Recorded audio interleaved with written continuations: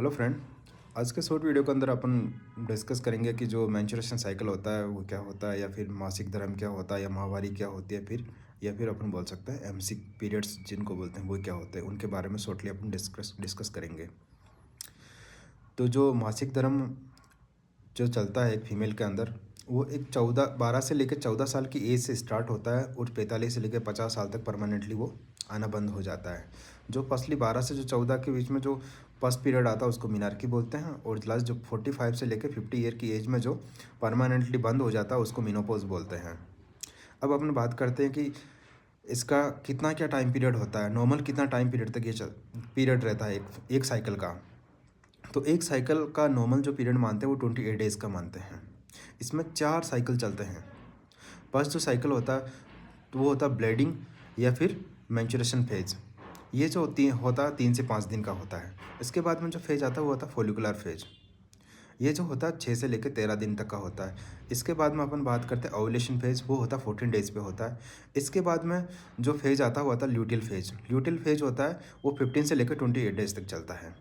अब अपन बात करते हैं कि ये बॉडी के अंदर प्रोसेस कैसे होता है, क्या इसका मैकेनिज्म है, उसके बारे में अपन शॉर्टली डिस्कस कर रहे हैं। तो ब्रेन के अंदर एक ग्लैंड होती है जिसका नाम है एंडोक्राइन ग्लैंड।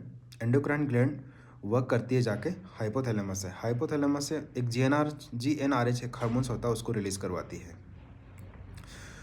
वो हार्मोन वर्क करता है पिट्यूटरी ग्लैंड पे जाके, जो एंटीरियर पिट्यूटरी ग्लैंड पे जाके वर्क करता है। वहाँ से 2 हार्मोन रिलीज करवाता है, एफएसएच और एलएच। एफएसएच बोले तो फॉलिकल स्टिमुलेटिंग हार्मोन्स, दूसरा ल्यूटिनाइजिंग हार्मोन। ये जाके वर्क करते हैं ओवरी पे।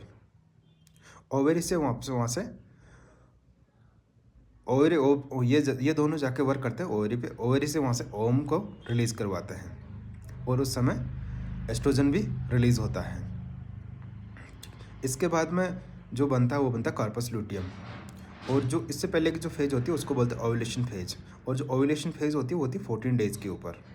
इसके बाद में कॉर्पस लूटियम बनता है। कॉर्पस लूटियम बनने के बाद में एस्ट्रोजन और प्रोजेस्टेरोन का लेवल बॉडी के अंदर हाई हो जाता है, और वो सिग्नल भेजते हैं हाइपोथैलेमस को कि जो आपने जो रिलीज़ किए थे एफएसएच और एलएच हार्मोन, उनका बॉडी के अंदर जो भी लेवल है वो कम करो, क्योंकि अब जो फेज स्टार्ट होने वाली वो ब्लीडिंग फेज स्टार्ट होने वाली है।